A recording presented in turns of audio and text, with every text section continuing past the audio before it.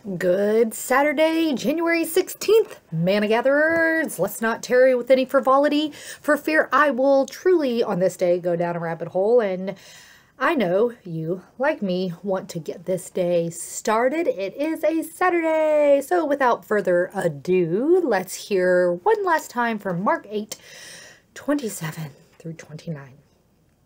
Jesus went on with his disciples to the villages of Caesarea Philippi. And on the way he asked his disciples, "Who do people say that I am?" And his disciples answered him, "John the Baptist and others, and others say Elijah, and still others one of the prophets." Jesus asked them, "But who do you say that I am?" And Peter answered him, "You are the Christ, the Messiah." The villages of Caesarea Philippi. Where is that, and why the villages and not the actual city limits of Caesarea Philippi? The villages, I think, are kind of like our suburbs today, the ancient burbs, the suburbs of a very Roman city that is Caesarea Philippi. The city gets its name from Philip the Tetrarch and Caesar, of course. You can't get any more Roman Empire-ish than that. Where they stopped was probably on the beautiful Mount Hermon slope because the actual city of Caesarea Philippi was in the valley. And it seems Jesus and his disciples are walking between the towns in the burbs, like taking a stroll between here and Ballantyne and Chapin. I imagine it's something kind of like that. Both Matthew and Mark think where Jesus stops to have this conversation is important because they list it. Luke does not make mention of Caesarea Philippi. So I have to ask, why? Why the outskirts of Caesarea Philippi? If you remember all the way back to yesterday, I said that Jesus kept his disciples quite busy for 3 years. And in that busyness, there were moments of R&R, rest and renewal, and, well, I guess we can add a third R for retreat, because Jesus was known to retreat. This, to me, is another such intimate moment of that, R, and R, that Jesus is having with his closest friends before Jesus takes these friends on their journey into Jerusalem. Also, maybe they needed a little bit of physical rest because the last place mentioned right before our scripture text today is Bethsaida. And Bethsaida is 111 kilometers, so about 68 miles from where Jesus and his disciples stopped in the burbs of Caesarea Philippi. We used to joke in seminary about, please don't think this is sacrilegious or heresy of some sort or blasphemous, but we used to joke in seminary about six-pack ab Jesus. Because if you really take the time to notice all the paintings of Jesus or Jesus hanging on the crucifix, his abs are ripped.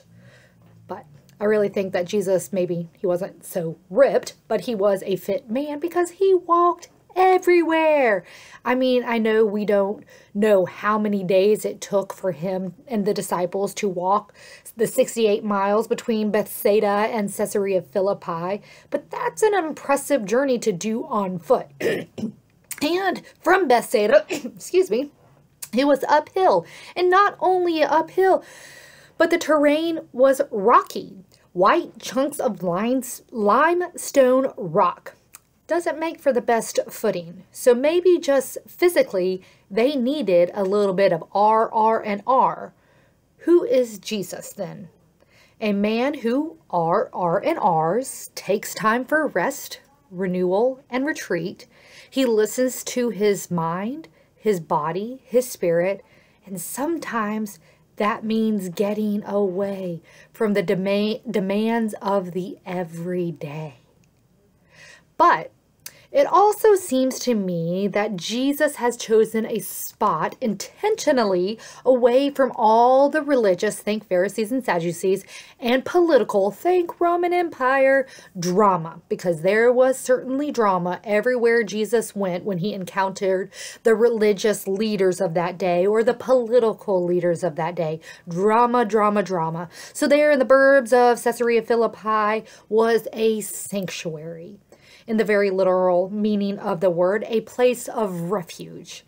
I imagine this to be what the author Barbara Brown Taylor has called an altar in the world, a holy place of reflection and relationship renewal with God.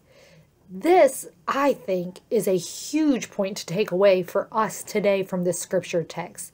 Today, in a world of social media and the 24/7, 365 news cycle, turn it off, tune it out, get away from all the ugly, salacious divisiveness. We think the problems that we are seeing today are new, but Jesus encountered them, and even he had to step away from it to recharge, to remember that God is God and that God is in control, and that God has not called him to conform to the world, but to be transformed. Who is Jesus? Well, Jesus, in his very own words from his prayer in John 17, Jesus is not of this world. Or in the memorable words of the Apostle Paul in Romans 12, as I already just hearkened to, Jesus does not conform to the world, but uses such times on the outskirts of it all to be transformed. Too much time in the thick of it all starts to have a mind, body, and soul toll on you. Jesus knew he needed to get away so that he did not become in sync with the ways of the world. But he had the strength of mind, the strength of spirit, the strength of body to transform, to continue to transform the ways of the world. Sometimes such a calling, it puts you at odds with the religious and political powers of the world, and it pushes you to the outskirts of all the hub of power and privilege. But WWJD, well, Jesus, he used such a position for R, and R. I do hope that on this Saturday, you make intentional room for rest, renewal, and retreat. Even if it is just unplugging for a while and sitting in the silence of your backyard, free from all the distractions of this world. To me, this is what Caesarea Philippi represents. I will see you on Monday, Manna Gatherers. Until then, have a good weekend.